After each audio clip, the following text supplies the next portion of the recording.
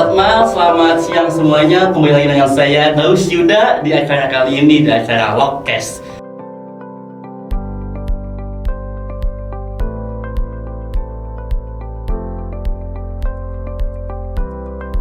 Bersama narasumber hebat kita, yaitu Kak Arya. Tepuk tangan semuanya. Dia sambut Kak Arya. Halo Kak Arya. Oke, halo Yuda. Halo Kak, gimana kabarnya? Oke, alhamdulillah aku kabarnya baik-baik aja. Alhamdulillah, mungkin sebelumnya emang ada problem ya Kak, Ya, kesini. pasti ada problem lah, setiap orang sendiri lah. Sama saya juga Kak, banyak problem Kak. Oke, mungkin sebelumnya Kak Arya bisa kenalin dirinya di depan teman-teman yang lagi nonton Kak. Oke, selamat siang teman-teman semuanya. Sebelumnya ada pepatah bilang tak kenal maka tak sayang. Biar makin kenal dan sayang sama aku. Sebelumnya perkenalkan, nama aku Muhammad Rizky Arya Bayangkara, bisa dipanggil Arya. Di sini sebagai mahasiswa D4 Manajemen dan Administrasi Logistik angkatan 2019 dan sekarang di menempuh semester 7 dan sekarang lagi ribet-ribetnya magang seperti itu teman-teman. Wah, teman-teman udah dengar kan gimana kehebatan Kak Arya, dan di sini kita ingin bertanya lagi tentang beasiswa Kak. Kan sebelumnya yang kita tahu Kak Arya adalah salah satu yang pernah terjun di beasiswa, apalagi di beasiswa apa sih Kak? Beasiswa Bank Indonesia. Bank Indonesia kayak. Jadi nama organisasinya, penerimanya itu Generasi Baru Bank. Oh iya. Berarti tidak hanya beasiswa, tapi ada di dalamnya ada sebuah organisasi kayak. Iya, betul banget. Jadi selain kita mendapatkan beasiswa, jadi kita dibuatkan sebuah wadah dengan nama GENBI, yaitu Generasi Baru Indonesia. Oh gila, keren banget sih guys. Apa kalian? Masa berlebihan ya. Santai. Oke, teman-teman penonton semuanya, mungkin kalian tidak sabar kan untuk pertanyaan selanjutnya. Oke, langsung saja saya masuk ke soal pertama. Oke, Kak Arya, jadi begini. Kakak bisa jelasin nggak Kak, definisi beasiswa itu seperti apa sih Kak? Oke, definisi beasiswa menurut aku ya. Iya. Kalau menurut sudut pandangku sendiri, beasiswa itu merupakan sebuah wadah ataupun sebuah platform di mana mengakselerasi teman-teman untuk menunjang khususnya di bidang pendidikan, dan juga biasanya mendapatkan benefit dalam bentuk fresh money. Tapi sebenarnya tidak hanya itu juga, ada beberapa beasiswa, contohnya beasiswa yang memberikan skill gitu, peningkatan kemampuan, kemudian di bidang sertifikat lainnya juga banyak. Jadi beasiswa itu ada beberapa bidangnya seperti itu. Oh berarti kalau setahu aku cuman kita mendapatkan sebuah fresh money kayak. Oke. Tapi apakah di luar itu, selain ada fresh money, apakah ada lagi gitu? Oke, jadi sedikit bercerita juga ya mengenai beasiswa Bank Indonesia. Jadi selain kita mendapatkan uang ataupun fresh money setiap bulannya, jadi kita juga dapat sebuah bentuk pelatihan, kemudian diwadahi dalam sebuah organisasi. Terus kita juga peningkatan skill, misalnya ada leadership training, kemudian ataupun pencerdasan terkait kewirausahaan ataupun terkait di bidang-bidang sosial semacam itu. Jadi sebagai contoh, kemarin aku habis bareng teman-teman GENBI habis tanam mangrove gitu. Jadi kita nggak fokus hanya ke bidang ekonomi gitu untuk belajarnya. Jadi kita ke sosial, kemudian ke kewirausahaan juga gitu. Wah, hebat sekali guys ya teman-teman saya.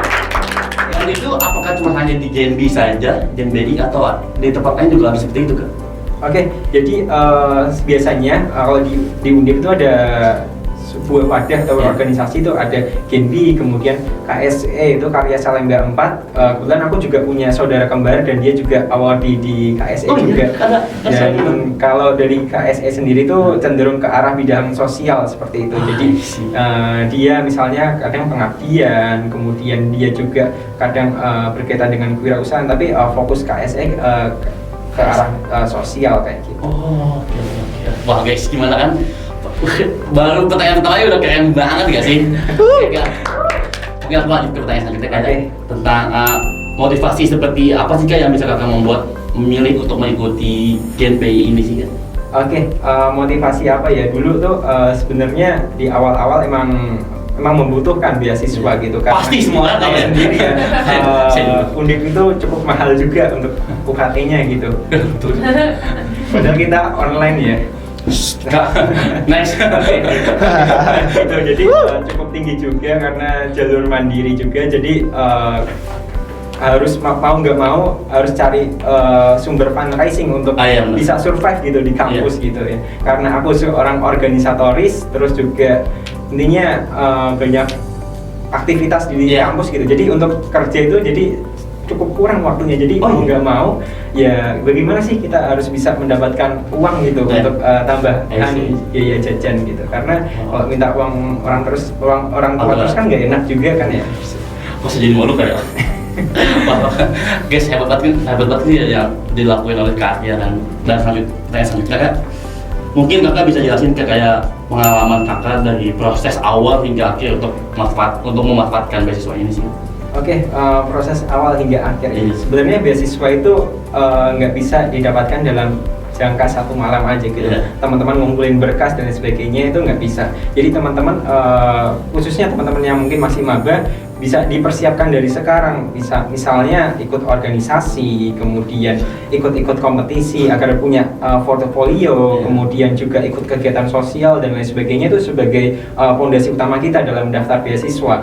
Karena biasanya beasiswa itu persyaratannya minimal ya. Biasanya ada IPK, kemudian ada minimal ikut ataupun aktif dalam sebuah organisasi. Kalau misalnya poin plusnya punya sertifikat penghargaan seperti itu. Jadi itu sebagai poin penunjang. Jadi beasiswa itu sebenarnya kalau berkas ya mungkin bisa dikerjakan 1-2 hari, tapi untuk prosesnya teman-teman itu juga butuh sebuah portofolio sebagai value proposition buat ke beasiswanya gitu. Oke. Tapi kalau aku boleh tahu Kak, selain itu untuk proses kayak di dalamnya apakah kayak seperti wawancara seperti itu apakah emang ada? Oh, itu tentu ada. Pasti. Karena biasanya untuk seleksi tahapan beasiswa itu yang pertama ada seleksi berkas terlebih dahulu. Terus yang kedua ada seleksi wawancara. Dan mungkin yang terakhir nanti ada semacam seleksi internal dari panitianya untuk menentukan yang terbaik itu mana. Biasanya ada yang utama itu 2 berkas dan juga wawancara. Nah, untuk wawancara mungkin teman-teman bisa dipersiapkan lah. Misalnya teman-teman mendaftar beasiswa Bank Indonesia nih, ya teman-teman harus belajar mengenai ke bank sentralan, kemudian siapa sih gubernur BI itu, kemudian apa sih kebijakan BI, terus Gen B itu apa, terus Gen B itu kegiatannya ngapain. Nah, itu salah satu contoh pertanyaan yang ditanyakan saat wawancara gitu. Oke, mungkin kayak lebih ke kalau kamu pengen sesuatu di tempat itu mungkin kamu harus tahu kan di mana lingkungannya, gimana dia beradaptasi di lingkungan seperti itu kayak. Iya, ibarat PDKT gitu. Aduh, bahaya ya. Oke Kak, mungkin thank you untuk jawabannya. Aku sih mau lanjut lagi untuk pertanyaan kita Kak. Ini untuk sumber beasiswa itu dapetnya dari mana sih Kak? Oke, sumber beasiswa ya, informasi terkait beasiswa. Sebenarnya aku apresiasi kepada teman-teman Kesma Himpunan Mahasiswa karena dari postingannya, dari informasinya yang di-share di teman-teman MAL, pasti informasinya sangat lengkap sekali. Jadi yang pertama itu dari himpunan dulu gitu. Terus yang kedua biasanya dari Badan Eksekutif Mahasiswa, yang menyediakan informasi gitu. Kalau BEM-SP mungkin belum ya. Nggak tahu kan? Ya mungkin BEM Undip sering ngasih informasi gitu. BEM-SP dulu sering kan? Iya dulu sering. Iya, sekarang sering juga. Oke. Gak bahaya ya di sini. Ini boleh lanjut Kak. Nah, biasanya juga dari website-nya. Jadi official akunnya Bank Indonesia juga kadang memberikan informasi juga gitu, mengenai beasiswa gitu. Jadi sebenarnya banyak sekali gitu. Mungkin selain dari dalam kampus, mungkin dari luar kampus Kakak dari outputnya yang Kakak dapetin, yang Kakak bisa tahu itu dari mana aja Kak? Contohnya gitu, apakah dari internet mungkin? Oke, bisa juga dari internet. Kadang aku scroll LinkedIn gitu. Iya, ada informasi beasiswa nih, coba dulu daftar gitu. Iya. Sebenarnya dulu udah coba beberapa kali beasiswa, tapi yang baru dapat rezekinya itu di GI ini. Tapi apakah Kakak sebelumnya pernah melakukan beasiswa selain di BI? Oke, pernah semacam beasiswa Indonesia Event, terus beasiswa apa ya, kalau nggak salah namanya Kinobi atau apa, udah lupa aku. Jadi ada beberapa beasiswa yang udah pernah aku. Itu selama Kakak kuliah atau di SMA? Selama aku kuliah. Selama di kuliah? Iya. 3 beasiswa yang Kakak dapetin? Wow. Enggak beasiswa, baru nyoba tapi nggak terima gitu. Gak apa-apa Kak, saya pernah ada quotes Kak, lebih baik kita gagal pada saat kita udah mencoba Kak. Oh iya betul. Daripada di sini kita diam tidak melakukan apa-apa. Iya, betul Kak. Asik. Buka dulu. Iya betul, itu kali post dari saya. Oke Kak, mungkin lanjut ke pertanyaan selanjutnya Kak. Kayak seperti yang kita ketahui nih Kak, kayak bahwa beasiswa itu kan memiliki perjanjian. Ketika udah mendapatkan beasiswa, salah satunya yaitu nilai IPK. Yang tadi kan mungkin Kakak udah pernah menyinggung di jawaban sebelumnya. Mungkin saya langsung ini aja. Apakah pada saat Kakak melakukan beasiswa, apakah ada minimum IPK atau maksimum IPK? Dan misalkan benar, apakah perjanjian lain yang harus dipenuhi ketika kita mendapatkan beasiswa itu? Contohnya kayak, apakah emang ada perjanjian lain selain IPK ini? Oke, mungkin kalau aku jawab dulu berdasarkan pengalaman aku di beasiswa Bank Indonesia ini ya. Untuk beasiswa Bank Indonesia kalau tidak salah ada persyaratan IPK minimal 3 gitu. Jadi itu persyaratan secara administratif gitu.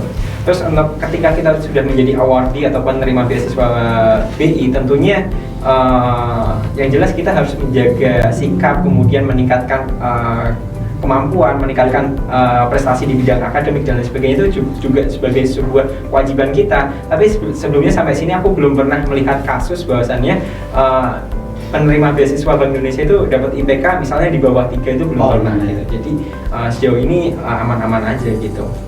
Itu kan untuk IPK ya. Apakah di luar IPK apakah ada perjanjian lain kan? Oke, untuk perjanjian lain yang jelas kita harus kontribusi, ibaratnya kita memberikan feedback gitu. Misalnya Bank Indonesia nih menyelenggarakan event gitu, ya kita paling nggak harus hadir gitu secara online. Misalnya ada forum ekonomi gitu, atau mungkin jateng gayeng dan lain sebagainya.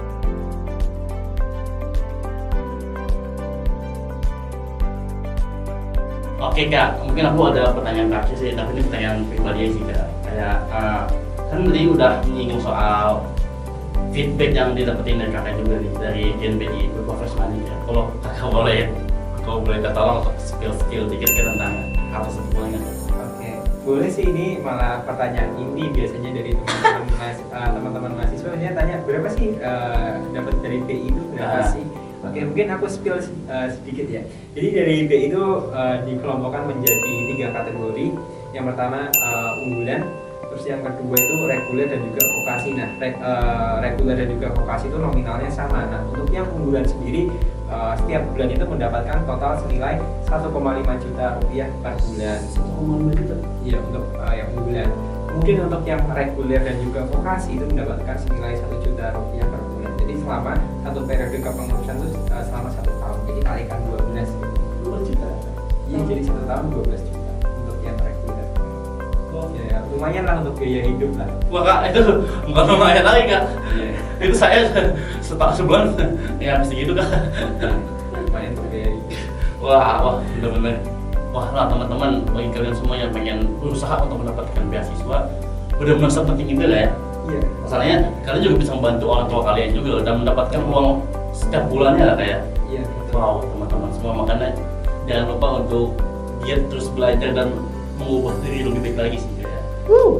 Oke. Mungkin itu cukup pertanyaan dari saya. Mungkin dari Kak pribadi pengen posisi statement kepada teman-teman yang menonton ya. Oke, kepada para penonton yang mungkin nantinya setelah dipublikasi akan menonton podcast ini, aku pengen kasih saran kepada teman-teman semuanya.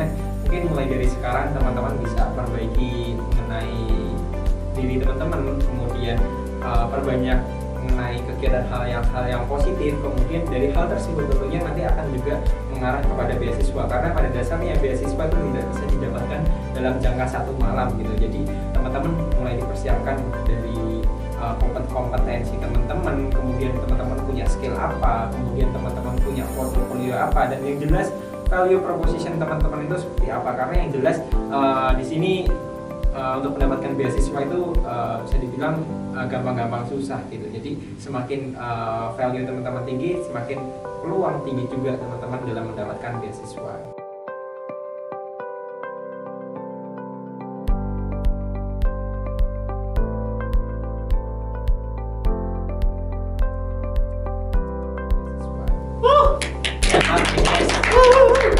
Gila guys, persiapan kalian harus benar-benar matang. Ingat, instan aja. Kalau mau digoreng harus kalau mau dibuat harus digoreng dulu. Iya, betul banget. Gak instan, semuanya itu nggak ada yang instan guys. Seperti mie instan, oke? Masuk aja. Oke, thank you semuanya, thank you Pak Oci. closing untuk teman-teman nonton episode kali ini. Semoga kalian yang nonton mendapatkan insight yang begitu wow banget. Oke, thank you Kak yang udah datang pada video ini. Thank you kayak. Oke, thank you semuanya yang udah nonton. Jangan lupa untuk like, comment, atau mungkin bisa di-share ke teman kalian jika ini bermanfaat bagi kalian dan teman-teman kalian semua. Oke, thank you. Salam dari saya terakhir, Agus Yuda. See you guys. Dadah.